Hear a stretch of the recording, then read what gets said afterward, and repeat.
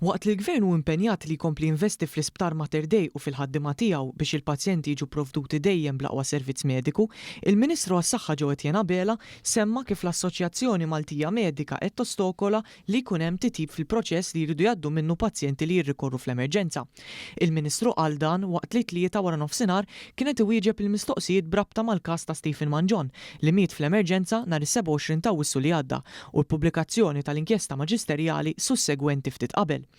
Ir-rapport ta' 500 paġna mill-Maġistrat Joe Mifsud ikkonkluda li ħadd mill-istaff mediku li ra lil Manjon kemm fiċ-ċentru tas-saħħa tal-Furjana fejn irrikorra l-ewwel kif ukoll fl-emerġenza ma naqas fid-dmirijiet tiegħu jew b'xi mod traskurat kien responsabbli għall-mewt tiegħu.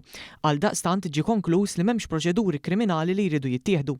Fil-konferenza tal-aħbarijiet il-Ministru Abela semma kif l-istess ġurnata bdew ħidmithom 40 infermi ġdid mad-Dipartiment tal-Emerġenza waqt li se jiżdiedu n-numru ta' tobba wkoll fi żmien li ġej bħala parti mill-ħidma tal-Ministeru biex xorta jitnaqsu il-ħinijiet ta' stennija. Nista' ngħid illum iltqajt ma' 101 nurses ġodda li ġew jaħdmu Mater Dei u kif qed jgħid is-Segretarju Permanenti hekk nista' ngħidlek fiċ-ċar li 40 minnhom ħajmorru jaħdmu l-emerġenza.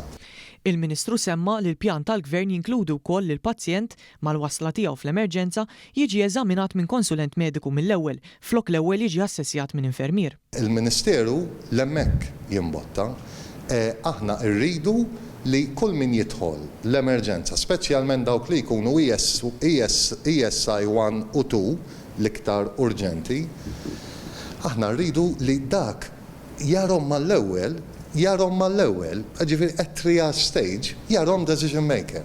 Minkejja dan, il-Ministru kien ċar dwar l-oġġezzjonijiet li qed tagħmel il-mam, anka jekk il-Gvern les li ħallas iżjed għal dan is-servizz. Jien il-ninajad bija din minn Jannar. Okay? Issa, il-proċess miexi bil-mod. Għaliex miexi bil-mod? Għax ikun hemm reżistenza. Għax hemm reżistenza?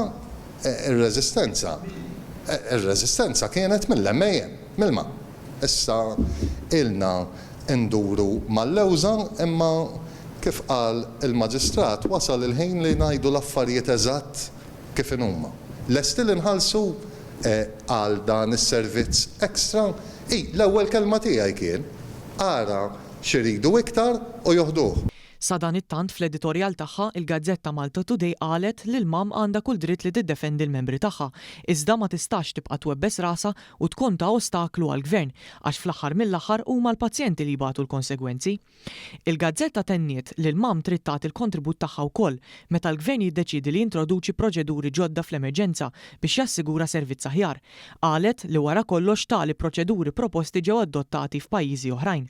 Għaldaqstant ħeġġet lill-assoċjazzjoni biex ma tkompli tkun diffiċli u tagħmel il-ħajja tal-pazjenti aktar miżerabbli.